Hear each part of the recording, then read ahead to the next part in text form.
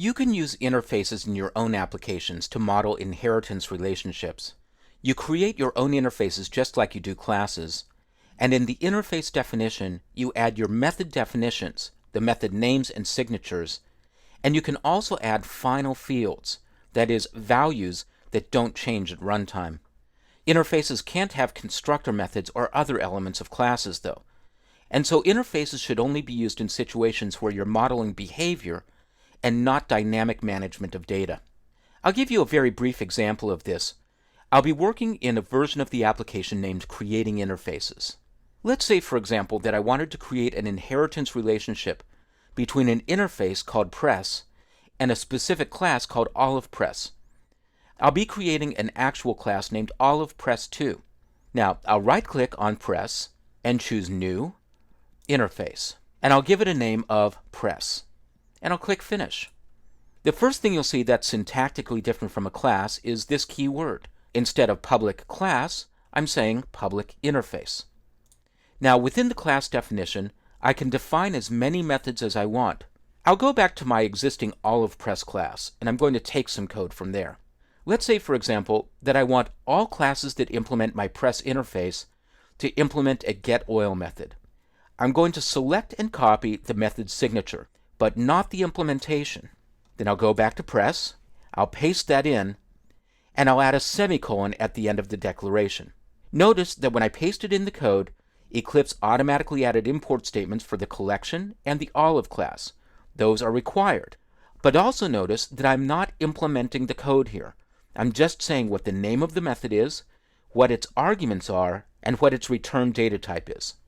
I'll go back to OlivePress, and I'll take a couple more methods. I'll take the getTotalOil method, copy and paste it in, add the semicolon. I'll go back to OlivePress again, and I'll take setTotalOil. I'll copy, and I'll paste.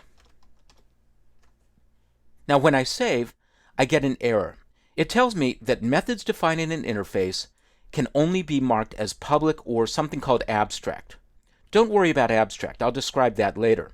What's important here is that when you declare method signatures in an interface, they must be public. You can't make them private because you can't implement the code here. So I'll change private to public and save my changes, and the error goes away. Next, I'll show you how to create a class that implements the Press interface. I'll create a new class, and I'll name this OlivePress2. Now, you can actually implement multiple interfaces in Java, so you can add as many interfaces here as you want, but I'm only going to implement one. I'll type in Press, and choose the Press interface that I just created. I'll click OK, and Finish. When the class is generated by Eclipse, all of the methods that were defined in that interface are added automatically to the new class.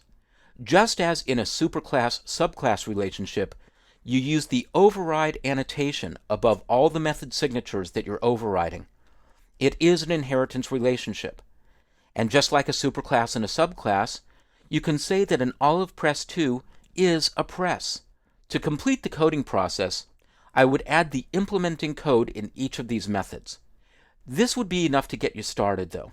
Now, I will say that using interfaces in your own code is completely optional. If you like the idea of interfaces, use them. If you don't like them, ignore them. But it is important to understand how interfaces work because of the number of times you're going to encounter them in the core Java class library, such as with the collection and array list class that I described in a previous video. If you want to create your own interfaces for your own applications, though, this is the syntax and the process in Eclipse.